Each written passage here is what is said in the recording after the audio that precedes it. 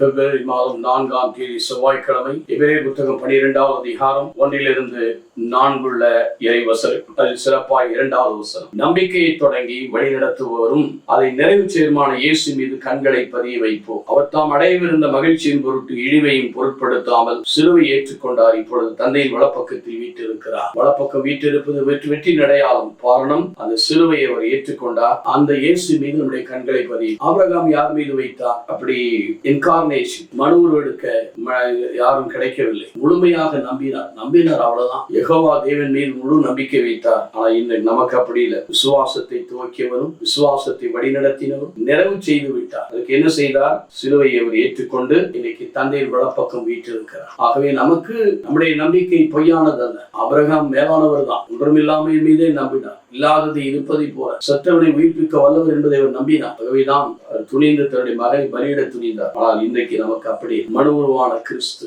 அதே உடலும் ரத்தத்தை பெற்றுக் கொண்ட அதே இயேசு நமக்காக வார்த்தையாக தன்னுடைய திருவுடல் திரு ரத்தத்தினுடைய நமக்கு தேவனாய் இருந்து நம்மை காக்கிறார். அந்த மேலான வழிநடத்தலை நாம் பெற்றுக்கொள்ள உண்மையிலே அவர் மீது நம் கண்களை பதிய வைப்போமா? நேற்றும் என்றும் மாறாத எங்கள் நல்ல ஆண்டவரை தொடர்ந்து ஆசீர்வதியும் பரிசுத்தமாக்கும் புனிதப்படுத்தும் நல்ல பிதாவே.